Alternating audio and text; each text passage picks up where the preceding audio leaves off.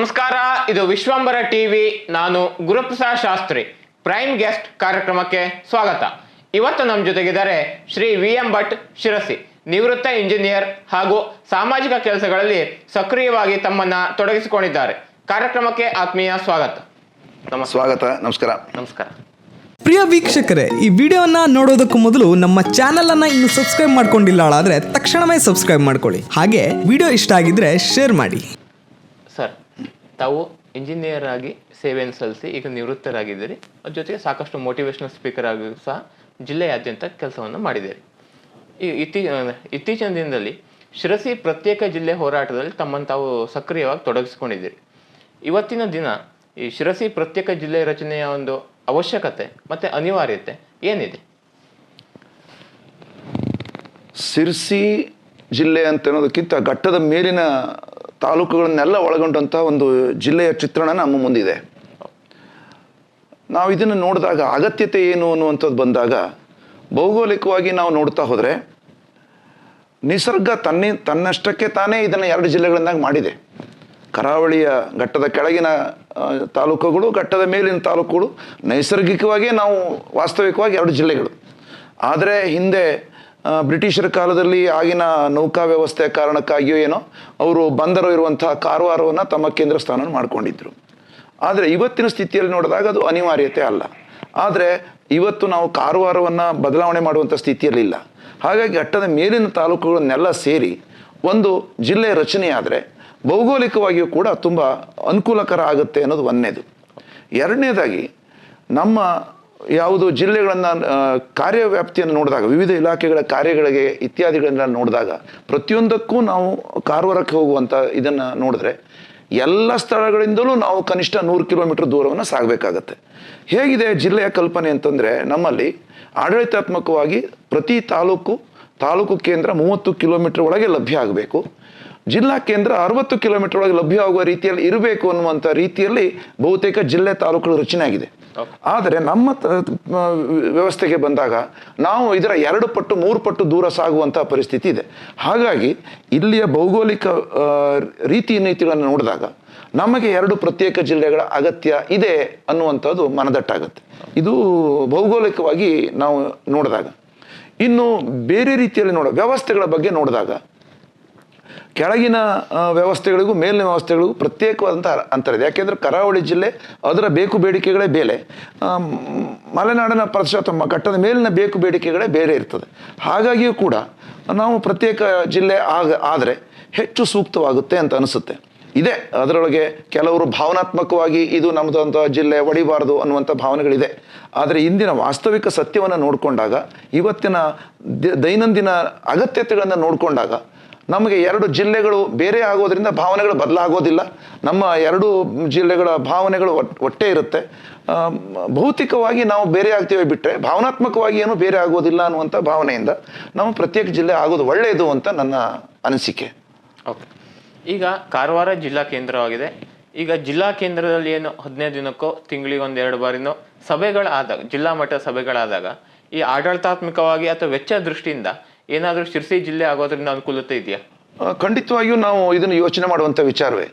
ಯಾವುದೇ ಒಂದು ಜಿಲ್ಲಾ ಮಟ್ಟದ ಒಂದು ಸಭೆ ಕರೆದ್ರೆ, ಜಿಲ್ಲೆಯಲ್ಲಿ ಒಂದು ಸಭೆಯನ್ನು ಕರೆದಾಗ ನಮ್ಮ ಘಟ್ಟದ ಮೇಲಿನ 7 ತಾಲೂಕುಗಳಿಂದ ಅಧಿಕಾರಿಗಳು ಹೋಗ್ತಾರೆ. ಒಂದು ತಾಲೂಕಿನಿಂದ ಕನಿಷ್ಠ 15 ಇಲಾಖೆಗಳು ಹೋಗಬೇಕಾಗತ್ತೆ. ಅದು ಬೇರೆ ಬೇರೆ ಎಲ್ಲ ಇಲಾಖೆಗಳನ್ನು ನೀವು ಎಣಿಸಿದ್ರೆ 15ಕ್ಕಿಂತ ಹೆಚ್ಚು, 15 ಕಡಿಮೆ ಅಂತೂ ಇಲ್ಲ. 15 ತಾಲೂಕಾ ಮಟ್ಟದ ಅಧಿಕಾರಿಗಳು ತಮ್ಮ ವಾಹನಗಳನ್ನು ತೆಗೆದುಕೊಂಡು ಹೋದರೆ ಒಂದು 150 ಕಿಲೋಮೀಟರ್ ವಾಹನವನ್ನು ಜರ್ನಿ ಮಾಡಿದ್ರೆ ಪ್ರತಿ ವಾಹನಕ್ಕೆ ನಾವು 4,000 ರಿಂದ 5,000 ರೂಪಾಯಿನ ಖರ್ಚು ಮಾಡಿದ್ರೆ ಅಂತ ಇಟ್ಟುಕೊಂಡ್ರೆ ಹೆಚ್ಚು ಕಡಿಮೆ ಒಂದು ಮೀಟಿಂಗಿಗೆ ನಾವು 75,000 ರಿಂದ 1,00,000 ರೂಪಾಯಿ ಖರ್ಚು ಮಾಡ್ತೇವೆ. ಇಂಥದ್ದು ಪ್ರತಿ ತಿಂಗಳಲ್ಲಿ ಕನಿಷ್ಠ 4 ಮೀಟಿಂಗ್ ಇರುತ್ತೆ. ಒಂದು KDP ಮೀಟಿಂಗ್ ಅಂತ ಒಂದು ಇರ್ತದೆ, ಒಂದು ಜಿಲ್ಲಾ ಪಂಚಾಯತ್ ಒಂದು ಮೀಟಿಂಗ್ ಇರ್ತದೆ, ಆಯಾ ಇಲಾಖೆಗಳಿಗೆ ಸಂಬಂಧಪಟ್ಟಂಥ ಒಂದು ಮೀಟಿಂಗ್ ಇರ್ತದೆ, ಆಮೇಲೆ ಉಸ್ತುವಾರಿ ಸಚಿವರು ಮಂತ್ರಿನೋ ಉಸ್ತುವಾರಿ ಕಾರ್ಯದರ್ಶಿಗಳ ಸಭೆನೋ, ಹೀಗೆ ಒಟ್ಟಾರೆ ಒಂದು 4-5 ಮೀಟಿಂಗ್ ಇರುತ್ತೆ. ಅಂದರೆ ನಾವು ಪ್ರತಿ ತಿಂಗಳ ಬರೇ ನಾವು ಯಾವುದಕ್ಕೆ ಕೇವಲ ವಾಹನಗಳಿಗಾಗಿ 5 ಲಕ್ಷ ರೂಪಾಯಿ ಖರ್ಚು ಮಾಡ್ತೇವೆ ಪ್ರತಿ ತಾಲೂಕಿನಿಂದ. ಅಂದರೆ ನಮ್ಮ 35 ಲಕ್ಷ ರೂಪಾಯಿ 30-35 ಲಕ್ಷ ರೂಪಾಯಿ ನಮ್ಮ ಘಟ್ಟದ ಮೇಲಿನ ತಾಲೂಕು ವಾಹನಗಳಿಗೆ ಖರ್ಚಾಗುತ್ತೆ ಮೀಟಿಂಗಿಗೆ. ಇನ್ನು ಅಧಿಕಾರಿಗಳು ಬೆಳಗ್ಗೆ ಹೋದ್ರೆ ಸಂಜೆನೆ ವಾಪಸ್ ಬರ್ತಾರೆ. ಅವರ ಸಮಯದ ವ್ಯಾಲ್ಯೂ ಎಷ್ಟು? ಆ ಸಮಯ ಎಷ್ಟು? 15 ಅಧಿಕಾರಿಗಳು, 100 ಜನ ಅಧಿಕಾರಿಗಳು, ಅವರ ಸಮಯದ ವ್ಯಾಲ್ಯೂ ಎಷ್ಟು? ಅದನ್ನು ಲೆಕ್ಕ ಹಾಕಬೇಕಲ್ವ ನಾವು? ಇದನ್ನೆಲ್ಲ ಲೆಕ್ಕ ಹಾಕಿದಾಗ ಖಂಡಿತವಾಗಿಯೂ ನಾವು ಪ್ರತ್ಯೇಕ ಜಿಲ್ಲೆ ಆಗೋದ್ರಿಂದ ಆರ್ಥಿಕವಾಗಿ ಅನುಕೂಲಕರವೇ ಆಗುತ್ತೆ ಅಂತ ನನ್ನ ಭಾವನೆ. ಓಕೆ, ಈಗ ಪ್ರತ್ಯೇಕ ಜಿಲ್ಲೆ ಆಗೋದ್ರಿಂದ ಅಧಿಕಾರಿಗಳ ಅಥವಾ ಇಲಾಖೆಗಳಿಗೆ ಆರ್ಥಿಕವಾಗಿ ಅನುಕೂಲ ಆಗೋದ್ರಲ್ಲಿ ಒಂದು ವಿಚಾರ. ಆದರೆ ಪ್ರತ್ಯೇಕ ಜಿಲ್ಲೆ ರಚನೆ ಮಾಡೋದ್ರಿಂದ ಸರ್ಕಾರಕ್ಕೆ ಹೆಚ್ಚಿನ ಆರ್ಥಿಕ ಹೊರೆ ಆಗತ್ತಾ? ಆ ನಿಟ್ಟಿನಲ್ಲಿ ಸರ್ಕಾರ ಹಿಂದೇಟು ಹಾಕ್ತಾ ಇದೆಯಾ ಹೇಗೆ? ನನಗೆ ಆ ಕಾರಣಕ್ಕೆ ಈಗ ಸಿರ್ಸಿ ಅಂತ ಅಥವಾ ಸಿರ್ಸಿಯನ್ನು ಕೇಂದ್ರಿತವಾಗಿರುವಂತಹ ಘಟ್ಟದ ಮೇಲಿನ ತಾಲೂಕು ಜಿಲ್ಲೆಗಳನ್ನು ಮಾಡಿದಾಗ ನಮ್ಮಲ್ಲಿ ಎಲ್ಲ ವ್ಯವಸ್ಥೆನೂ ಪೂರಕ ವ್ಯವಸ್ಥೆಗಳು ಈಗಾಗಲೇ ಇದೆ. ಎಲ್ಲ ಜಿಲ್ಲಾ ಮಟ್ಟದ ಕಚೇರಿಗಳು 1-2 ಇಲಾಖೆಗಳನ್ನು ಬಿಟ್ಟರೆ ಬಹುತೇಕ ಎಲ್ಲ ಇಲ್ಲಿದೆ. ಅರಣ್ಯ ಇಲಾಖೆ ಇರ್ಬೋದು, ಲೋಕೋಪಯೋಗಿ ಇರ್ಬೋದು, ಪಂಚಾಯತ್ ರಾಜ್ ಇಂಜಿನಿಯರಿಂಗ್ ಇಲಾಖೆ ಇರ್ಬೋದು, ತೋಟಗಾರಿಕೆ ಇರ್ಬೋದು, ಕೃಷಿ ಇರ್ಬೋದು, ಜಿಲ್ಲಾ ತರಬೇತಿ ಕೇಂದ್ರ, ಜಿಲ್ಲಾ ಕ್ರೀಡಾಂಗಣ, ಹೀಗೆ ಜಿಲ್ಲೆಗೆ ಬೇಕಾದಂಥ ಪೂರಕ ವ್ಯವಸ್ಥೆಗಳು ಎಲ್ಲವೂ ಇಲ್ಲಿದೆ ಈಗಾಗಲೇ. ಇನ್ನು ನಮಗೆ ಬೇಕಾಗಿರೋದು ಹೆಚ್ಚಾಗಿ ಬೇಕಾದ SP ಆರಕ್ಷಕ ಅಧೀಕ್ಷಕ ಕಚೇರಿ ಒಂದು, ಜಿಲ್ಲಾಧಿಕಾರಿಗಳ ಕಚೇರಿ ಒಂದು ಬಿಟ್ಟರೆ ಬಹುತೇಕ ಎಲ್ಲ ಕಚೇರಿಗಳು ಇದೆ. ಈಗಾಗಲೇ ನಮ್ಮಲ್ಲಿ 10 ಕೋಟಿ ರೂಪಾಯಿ ವೆಚ್ಚದಲ್ಲಿ ಒಂದು ಬಹುಮಹಡಿಯ ಇಲಾಖೆಗಳ ಕಟ್ಟಡವನ್ನು ನಿರ್ಮಾಣ ಆಗ್ತಾ ಇದೆ. ಸೊ ಅದನ್ನು ಬಿಟ್ಟು ಈಗ ನಮ್ಮಲ್ಲಿ ಪೂರಕ ಸೌಲಭ್ಯಗಳು ಸಿರ್ಸಿಯಲ್ಲಿ ಇದೆ. ಹಾಗಾಗಿ ತಕ್ಷಣದಲ್ಲಿ ಸರ್ಕಾರಕ್ಕೆ ದೊಡ್ಡ ಮಟ್ಟದ ಆರ್ಥಿಕ ಭಾರ ಆಗುತ್ತೆ ಅಂತ ನಾನು ಅನ್ಕೊಡಲ್ಲ. ಮುಂದಿನ ದಿನಗಳಲ್ಲಿ ಕ್ರಮೇಣವಾಗಿ ಜಿಲ್ಲೆಗೆ ಕೊಡಬೇಕಾದಂಥ ಸೌಲಭ್ಯಗಳು ಬಂದಾಗ ಅದು ಒಂದೇ ದಿವಸ ಕೊಡುವಂಥದ್ದಲ್ಲ, ಹಂತ ಹಂತವಾಗಿ ಕೊಡ್ಬೋದು. ಅದನ್ನು ಸರ್ಕಾರ ನಿಭಾಯಿಸ್ತದೆ. ಅದು ಸರ್ಕಾರದ ಲೆಕ್ಕದಲ್ಲಿ ಅಂಥ ದೊಡ್ಡ ವೆಚ್ಚ ಆಗಲಿಕ್ಕಿಲ್ಲ ಅಂತ ನನ್ನ ತರ್ಕ. ಅನಂತ ರೆಸಿಡೆನ್ಸಿ ಶಿರಸಿಯಲ್ಲಿ ವ್ಯವಸ್ಥಿತವಾಗಿ ಮಾಡಿರುವ ಲೇಔಟ್ ಇದು. ಕೇವಲ 12 ಲಕ್ಷ ರೂಪಾಯಿಯಿಂದ 30-40 ಸೈಟ್ಗಳು ಆರಂಭ. ಶಿರಸಿಯಿಂದ 7 ಕಿಲೋಮೀಟರ್ ದೂರದಲ್ಲಿ ಅಂಡಗಿ ರಸ್ತೆಯಲ್ಲಿನ ನುರುಕಲಕೊಪ್ಪ ಗ್ರಾಮದಲ್ಲಿನ ಲೇಔಟ್ 30-40, 30-50 ಅಳತೆಯ ಸೈಟ್ಗಳು ಲಭ್ಯ. ಈಗಾಗಲೇ ಮನೆಗಳನ್ನು ಹೊಂದಿ ಜನವಸತಿ ಇರುವಂತಹ ಲೇಔಟ್ ಇದಾಗಿದೆ. ಎಲ್ಲಾ ರೀತಿಯಾದಂತಹ ಸೌಕರ್ಯಗಳನ್ನ ಹೊಂದಿದೆ. ಇನ್ನು ಕೆಲವು ಸೈಟ್ಗಳು ಮಾತ್ರ ರಿಯಾಯಿತಿ ದರದಲ್ಲಿ ಮಾರಾಟಕ್ಕಿದೆ. ಆಸಕ್ತರು ಈ ಕೂಡಲೇ ಸಂಪರ್ಕಿಸಿ. ಈಗ ಇವತ್ತಿನ ದೃಷ್ಟಿಯಲ್ಲಿ ಈ ಒಂದು ಶಿರಸಿ ಪ್ರತ್ಯೇಕ ಜಿಲ್ಲೆ ಹೋರಾಟದಲ್ಲಿ ನಿಮ್ಮ ದೃಷ್ಟಿಯಲ್ಲಿ ಈ ಜನಪ್ರತಿನಿಧಿಗಳ ಪಾತ್ರ ಹೇಗಿರಬೇಕು ಅಂತ? ಜನಪ್ರತಿನಿಧಿಗಳ ಪಾತ್ರ ಅಂತಂದರೆ ನಾವು ಒಂದು ಸ್ವಲ್ಪ ಯೋಚನೆ ಮಾಡುವಂಥ ಸ್ಥಿತಿ ಇದೆ. ಈಗ ರಾಮನಗರ ಜಿಲ್ಲೆ ಆದಾಗ ಹೇಗಾಯಿತು, ವಿಜಯನಗರ ಜಿಲ್ಲೆ ಆದಾಗ ಹೇಗಾಯಿತು, ಧಾರವಾಡ ಜಿಲ್ಲೆ ಆದಾಗ ಹೇಗಾಯಿತು ಇತ್ಯಾದಿಗಳನ್ನ ನೋಡಿದಾಗ ಅಲ್ಲಿಯ ಜನಪ್ರತಿನಿಧಿಗಳು ಸ್ವಲ್ಪ ಗಟ್ಟಿಯಾಗಿ ನಿಂತುಕೊಂಡು ಅದನ್ನು ಮಾಡಿಕೊಂಡ್ರು ಅಂತ ಭಾವನೆ ನಮಗೆಲ್ಲರಿಗೂ ಇರುವಂಥದ್ದು ವಿಷಯ. ಧಾರವಾಡ ಒಂದು ಜಿಲ್ಲೆ ನೋಡಿದಾಗ ಹಾವೇರಿ ಆಯಿತು, ಒಂದು ಜಿಲ್ಲೆಯನ್ನು 3 ಮಾಡಿದ್ರು. ಇವತ್ತು ಎಷ್ಟು ಅನುಕೂಲಕರ ಆಗಿದೆ ಅವರಿಗೆ, ಇದನ್ನು ನಾವು ಗಮನಿಸಬೇಕು. ಇನ್ನು ನಮ್ಮ ಜಿಲ್ಲೆ ಮಟ್ಟಿಗೆ ಬಂದಾಗ ನಮ್ಮ ಶಾಸಕರುಗಳು ಅವರವ್ರ ತಾಲೂಕಿನ ಮಟ್ಟಿಗೆ ಒಳ್ಳೆಯ ಕೆಲಸವನ್ನೇ ಮಾಡಿದ್ದಾರೆ. ಈಗ ಹಿರಿಯರಾದ ದೇಶಪಾಂಡೆ ಅವರು ಇರ್ಬೋದು, ಅವರು ಹಳಿಯಾಳಕ್ಕೆ ಇಂಜಿನಿಯರಿಂಗ್ ಕಾಲೇಜಿದು ರೂಟ್ ಸೆಟ್ಟು ಇತ್ಯಾದಿಗಳು ಮಾಡಿಕೊಟ್ಟಿದ್ದಾರೆ. ಶ್ರೀಯುತ ಶಿವರಾಮ್ ಹೆಬ್ಬಾರ್ ಅವರು ಯಲ್ಲಾಪುರಕ್ಕೆ ಬಂದಾಗ ಆಸ್ಪತ್ರೆ ಇರ್ಬೋದು, ಮಿನಿ ವಿಧಾನಸೌಧ ಇರ್ಬೋದು, ಏನು ಪೂರಕ ಅದನ್ನೆಲ್ಲ ಮಾಡಿದ್ದಾರೆ. ಆದರೆ ಹಾಗೆ ಕಾಗೇರಿಯವರು ಬಂದಾಗ ಇಲ್ಲಿದೇನು ಬೇಕು ಮಾಡಿದ್ದಾರೆ. ಭೀಮಣ್ಣವ್ರು ಈಗ ಬಂದು ಕೇವಲ 1-1.5 ವರ್ಷ ಆಯಿತು, ಅವರಿಗೆ ಸಾಕಷ್ಟು ಕಾಲಾವಕಾಶ ಮುಂದಿದೆ. ಈ ಮೂವರು ಕ್ಷೇತ್ರಗಳನ್ನು ನೋಡಿದಾಗ ನಾವು ಆಯಾ ಶಾಸಕರು ಜನಪ್ರತಿನಿಧಿಗಳು ತಮ್ಮ ತಾಲೂಕಿಗೆ ಫೋಕಸ್ ಮಾಡಿ ಏನು ಮಾಡಬೇಕು ಮಾಡಿದ್ದಾರೆ. ಆದರೆ ಘಟ್ಟದ ಮೇಲಿನ ಸಮಗ್ರ ಅಭಿವೃದ್ಧಿಯ ದೃಷ್ಟಿಕೋನದಿಂದ ನೋಡಿದಾಗ ಎಲ್ಲೋ ನಮ್ಮವರು ಸ್ವಲ್ಪ ಮಟ್ಟಿಗೆ ಹಿಂದೇಟು ಹಾಕಿದ್ದಾರೆ ಅನ್ನುವಂಥದ್ದು ನನ್ನ ಕೋರಿಕೆ ಇಷ್ಟೇ. ಈಗ ಏನಿಲ್ಲ, ಈಗ ದೇಶಪಾಂಡೆ ಅವರು ಸೀನಿಯರ್ ಆಗಿದ್ದಾರೆ, ಕಾಗೇರಿಯವರು ಸೀನಿಯರ್ ಆಗಿದ್ದಾರೆ, ಶಿವರಾಮ್ ಹೆಬ್ಬಾರ್ ಅವರು ಸೀನಿಯರ್ ಇದ್ದಾರೆ, ಭೀಮಣ್ಣವರು ಸೀನಿಯರ್ ಇದ್ದಾರೆ. ನಾನಂತೂ ಆಗಲೇ ನಿವೃತ್ತ ಆದವು. ನನ್ನಂಥವ್ರು ಸಾಕಷ್ಟು ಜನ ನಾವೆಲ್ಲ ಈಗಾಗಲೇ ಸೀನಿಯರ್ ಸಿಟಿಜನ್ ಆಗಿದ್ದೇವೆ. ದೇವ್ರು ನಮಗೆ ಎಷ್ಟು ದಿವಸ ಆಯುಷ್ಯ ಕೊಡ್ತಾನಲ್ಲೂ ಗೊತ್ತಿಲ್ಲ. ಆದರೆ ನಮ್ಮ ಜೀವಮಾನದಲ್ಲಿ ಈ ಘಟ್ಟದ ಮೇಲಿನ ತಾಲೂಕುಗಳನ್ನು ಸಮಗ್ರ ಜಿಲ್ಲೆಗೆ ಒಂದು ಉತ್ತಮವಾದಂಥ ಜಿಲ್ಲೆಯ ಕೊಡುಗೆಯನ್ನು ಕೊಟ್ಟರೆ ಬಹುತೇಕ ನಮ್ಮ ರಾಜಕೀಯ ಧುರೀಣರಿಗೆ, ನಮ್ಮ ಸಾಮಾಜಿಕ ಎಲ್ಲ ಜನರಿಗೆ ಮುಂದಿನ ಜನಾಂಗಕ್ಕೆ ನಾವು ಕೊಟ್ಟಿದ್ದೇವೆ ಹೇಳುವಂಥ ಒಂದು ಸಂತೃಪ್ತ ಭಾವನೆಯಿಂದ ನಾವು ಮೇಲೆ ತೆರಳಬಹುದು ಅನ್ನುವಂಥ ಒಂದು ನನ್ನ ನಂಬಿಕೆ. ಇಲ್ಲಾದರೆ ಮುಂದಿನ ಜನಾಂಗ ನೀವು ಏನು ಮಾಡಿದ್ರಿ ಅಂತ ಕೇಳಿದ್ರೆ ನಮಗೆ ಬಹುತೇಕ ಉತ್ತರ ಕೊಡಲಿಕ್ಕೆ ರಾಜಕೀಯ ಧುರೀಣರಿಗೂ ಇರ್ಬೋದು, ನಮ್ಮ ಸಾಮಾಜಿಕ ಚಟುವಟಿಕೆ ತೊಡ್ಕೊಂಡು ನಮ್ಮಂಥವ್ರಿಗೂ ಕೂಡ ಬಹುತೇಕ ಮುಂದೊಂದು ದಿವಸ ಮುಜುಗರ ಆಗ್ತದೆ. ಮುಂದಿನ ಜನಾಂಗ ನಮ್ಮ ಮುಜುಗರಕ್ಕೆ ಒಳಪಡಿಸ್ತದೆ. ಹಾಗಾಗಿ ಅದನ್ನು ತಪ್ಪಿಸ್ಕೊಳ್ಬೇಕು ಅಂತ ಆದರೆ ಖಂಡಿತವಾಗಿಯೂ ನಾವು ಹಠ ಹೊತ್ತು ನಾನು ಕೈ ಮುಗಿದು ನಮ್ಮ ರಾಜಕೀಯ ಧೋರಣೆಗಳ ಕೈಲಿ ವಿನಂತಿ ಮಾಡ್ತೇನೆ. ದೇಶಪಾಂಡೆ ಅವರಂಥ ಸೀನಿಯರ್ ಕೈಲಿ ಇರ್ಬೋದು, ಕಾಗೇರಿಯವರು ಇರ್ಬೋದು, ಭೀಮಣ್ಣವ್ರು ಇರ್ಬೋದು, ಶಿವರಾಮ್ ಇವರೆಲ್ಲರಲ್ಲಿ ನೀವೆಲ್ಲರೂ ಒಟ್ಟಿಗೆ ಕುಳಿತು ಉತ್ತರ ಕನ್ನಡ ಜಿಲ್ಲೆಯಲ್ಲಿ ಅದನ್ನು ಸಿರ್ಸಿಯ ಘಟ್ಟದ ಮೇಲಿನ ಭಾಗವನ್ನು ಒಂದು ಜಿಲ್ಲೆಯಾಗಿ ಪರಿವರ್ತನೆ ಮಾಡಿ ನಮ್ಮ ಮುಂದಿನ ಜನಾಂಗ ಕೊಡುಗೆ ಕೊಡಬೇಕು ಅಂತೇಳಿ ಅವರಲ್ಲಿ ನಾನು ಕೈ ಮುಗಿದು ಕೇಳ್ಕೊಳ್ತೇನೆ. ಈಗ ಜನಪ್ರತಿನಿಧಿಗಳು ಒಂದು ಭಾಗ, ಅದರಷ್ಟೇ ಪ್ರಮುಖವಾಗಿ ಈ ಒಂದು ಪ್ರದೇಶದ ಜನರು ಇರ್ತಾರೆ. ಹಾಗಾಗಿ ಈ ಒಂದು ಪ್ರತ್ಯೇಕ ಜಿಲ್ಲಾ ಹೋರಾಟದ ಒಂದು ರಚನೆಯಲ್ಲಿ ಸಾಮಾನ್ಯ ಜನ ಸಮುದಾಯದ ಪಾತ್ರ ಹೇಗಿರಬೇಕು? ನಮ್ಮಲ್ಲಿ ಈ ಹೋರಾಟದ ವಿಷಯಗಳು ಬಂದಾಗ ಎಷ್ಟೋ ಸರಿ ನಮ್ಮ ಜನರ ಪಾಲ್ಗೊಳ್ಳುವಿಕೆಯ ವಿಷಯ ಬಂದಾಗ ಸ್ವಲ್ಪ ಮಟ್ಟಿಗೆ ಅದು ಕಡಿಮೆ ಇದೆ ಅಂತ ಎಲ್ಲರಿಗೂ ತಿಳಿದಂಥ ವಿಚಾರ. ಯಾವುದೇ ಒಂದು ಹೋರಾಟ ಬಂದಾಗ ನಮ್ಮಲ್ಲಿ ಸ್ವಾಭಾವಿಕವಾಗಿ ಕೆಲವರು ಅದಕ್ಕೆ ಒಂದು ಜಾತಿಯ ಲೇಪನವನ್ನು ಹಚ್ತಾರೆ, ಇಲ್ಲ ಒಂದು ಪಕ್ಷದ ಲೇಪನವನ್ನು ಹಚ್ತಾರೆ, ಇಲ್ಲ ಅಂದರೆ ಯಾವುದೋ ಒಂದು ಉದ್ದೇಶದ ಸಲುವಾಗಿ ರಾಜಕೀಯ ದುರುದ್ದೇಶಕ್ಕಾಗಿಯೋ ಯಾವುದೋ ಒಂದು ವಿಷಯಕ್ಕೆ ನಿಂತ್ಕೊಂಡಿದ್ದಾರೆ ವ್ಯಕ್ತಿಗಳು ಅಂತ ಇತ್ಯಾದಿ ಬ್ರ್ಯಾಂಡ್ ಮಾಡಿ ಲೇಪನಗಳನ್ನು ಹಚ್ಚೋದ್ರ ಮೂಲಕ ಆ ಹೋರಾಟ ಎಲ್ಲೋ ಒಂಥರ ಸ್ಟ್ಯಾಂಡ್ ಸ್ಟಿಲ್ ಆಗ್ತದೆ, ಇಲ್ಲ ಯಶಸ್ವಿಯಾಗಿ ದಡ ಮುಟ್ಟೋದಿಲ್ಲ.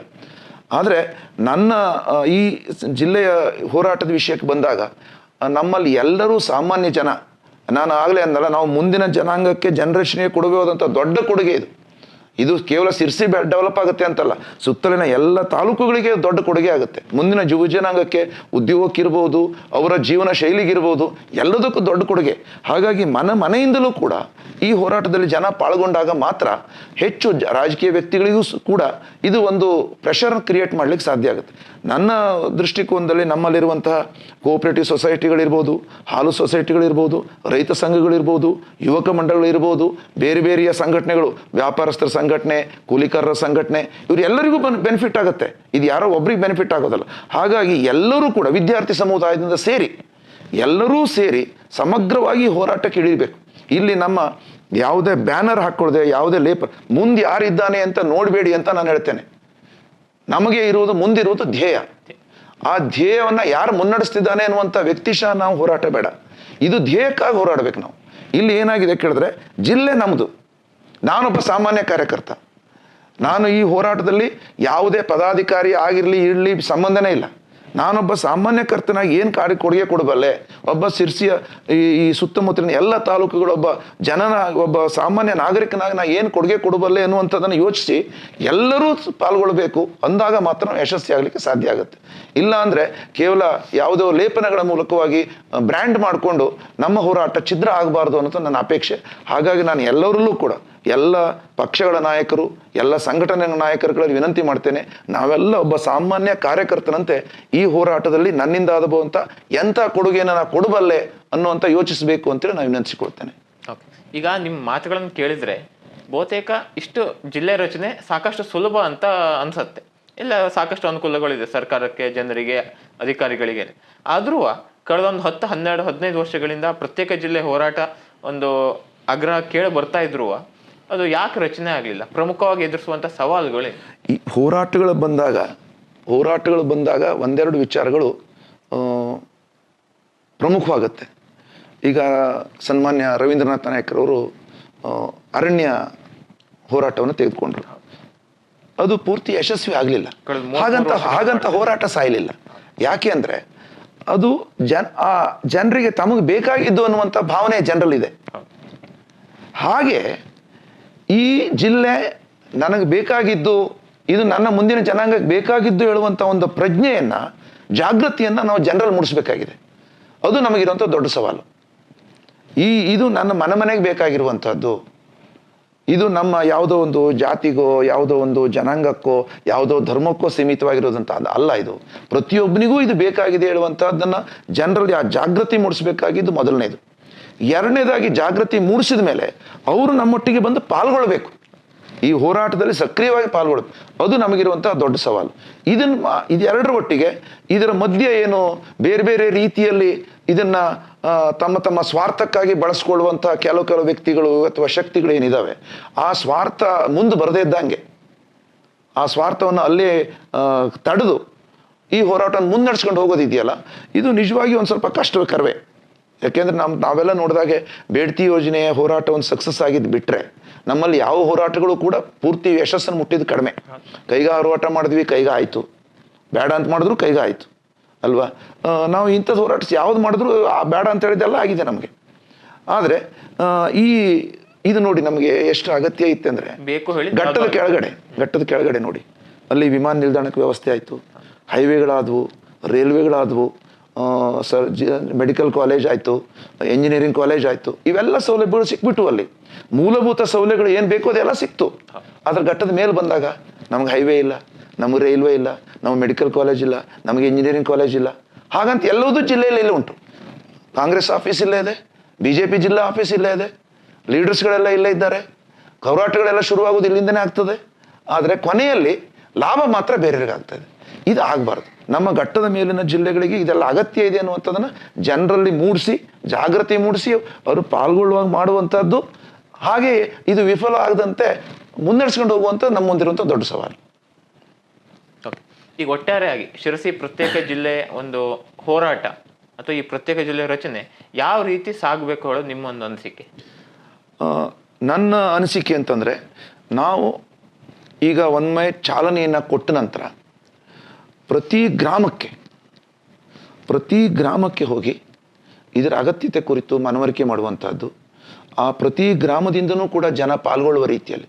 ಯಾಕೆಂದರೆ ಸಿದ್ದಾಪುರದ ಮನಮನೆ ಬಾರ್ಡ್ರಿಂದ ಶುರು ಮಾಡಿದ್ರೆ ಕೆಸಲ್ ರಾಕ್ ಅನ್ನುವಂಥ ಜೋಯಿಡಾ ತುದಿ, ಇದು ಸಣ್ಣ ವ್ಯಾಪ್ತಿಯ ಪ್ರದೇಶ ಅಲ್ಲ. ಇದು ಇಲ್ಲಿರುವಂತಹ ಪ್ರತಿ ತಾಲೂಕಿನಲ್ಲಿ ಇರುವಂತಹ 15-20 ಪಂಚಾಯತ್ಗಳು, ಆ ಪಂಚಾಯತಲ್ಲಿರುವಂತಹ ಸುಮಾರು 100-120 ಗ್ರಾಮಗಳು, ಇವನ್ನೆಲ್ಲ ನಾವು ತಲುಪಿ ಅಲ್ಲೆಲ್ಲ ಜಾಗೃತಿ ಮೂಡಿಸೋದು ನಿಜವಾಗಿಯೂ ದೊಡ್ಡ ಸವಾಲು ಇದು. ಆದರೆ ಇದನ್ನು ಅಷ್ಟೇ ತನ್ಮತೆಯಿಂದ, ಅಷ್ಟೇ ಪ್ರೀತಿಯಿಂದ ನಾವು ಮಾಡಿದ್ರೆ ಬಹುತೇಕ ಯಶ ಕಾಣ್ಬೋದು ಅಂತ ನನಗೆ ಅನಿಸ್ತಾ ಇದೆ. ಹೋರಾಟ ಯಶಸ್ವಿ ಆಗಲಿ ಅಂಥೇಳಿ ಹೋರಾಟಕ್ಕೆ ಎಲ್ಲರೂ ಕೂಡ ಪಾಲ್ಗೊಳ್ಬೇಕು ಅಂತ ಜನಸಾಮಾನ್ಯರಲ್ಲಿ ನಾನು ತಮ್ಮ ಮೂಲಕ ವಿನಂತಿ ಮಾಡ್ಕೊಳ್ತೇನೆ. ನಮ್ಮ ಹೋರಾಟಕ್ಕೆ ತಾಯಿಯ ಮಾರಿಕಾಂಬೆ ಆಶೀರ್ವಾದ ಇರಲಿ. ಹಾಗೆ ಎಲ್ಲ ಮಾಧ್ಯಮ ಮಿತ್ರರ ಸ್ನೇಹಿತರ ಸಹಕಾರ ಯಾವತ್ತೂ ಇದೆ, ಇನ್ನು ಮುಂದೆ ಕೂಡ ಇರಲಿ ಅಂತ ವಿನಂತಿಸಿಕೊಂಡು ಈ ಒಂದು ಸಂದರ್ಶನಕ್ಕೆ ಅವಕಾಶ ಮಾಡಿಕೊಟ್ಟಿದ್ದಕ್ಕೆ ತಮಗೆ ಧನ್ಯವಾದಗಳು. ಇವತ್ತಿನ ಪ್ರೈಮ್ ಗೆಸ್ಟ್ ಕಾರ್ಯಕ್ರಮದಲ್ಲಿ ನಮ್ಮ ಜೊತೆ ಉಪಸ್ಥಿತರಿದ್ದು ಅಭಿಪ್ರಾಯ ಅನಿಸಿಕೆ ಹಂಚಿಕೊಂಡಿರುವ ಶ್ರೀ VM ಭಟ್ ಇವರಿಗೆ ವಿಶ್ವಂಬರ ಟಿವಿ ವತಿಯಿಂದ ಹೃತ್ಪೂರ್ವಕ ಕೃತಜ್ಞತೆಗಳನ್ನ ಸಲ್ಲಿಸ್ತಾ ಇದ್ದೀವಿ. ವಿಶ್ವಂಬರ ಟಿವಿ ಕುರಿತಾಗಿ ಒಂದೆರಡು ಅನಿಸಿಕೆಯನ್ನು ಹಂಚ್ಕೋಬೇಕು ಅಂತ ಕೇಳ್ಕೊತೀನಿ.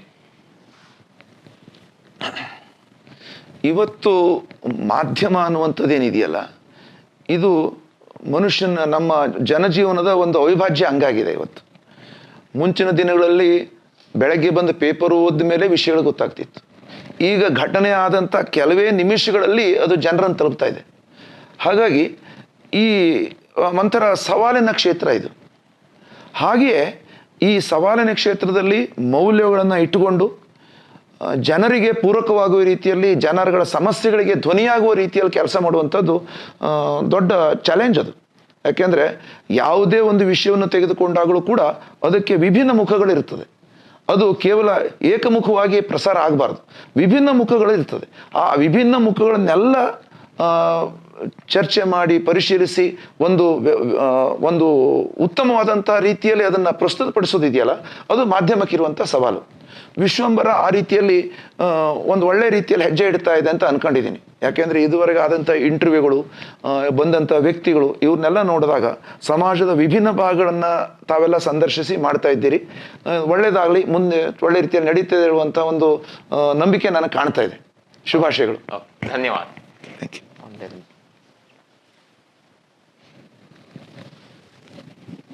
Thank you. ಧನ್ಯವಾದ. Thank you. ವೀಕ್ಷಕ ಮಹಾಪ್ರಭುಗಳೇ, ನಮ್ಮ ಚಾನಲ್ ಅನ್ನು ಸಬ್ಸ್ಕ್ರೈಬ್ ಮಾಡಿ, ಶೇರ್ ಮಾಡಿ, ಪ್ರೋತ್ಸಾಹಿಸಿ.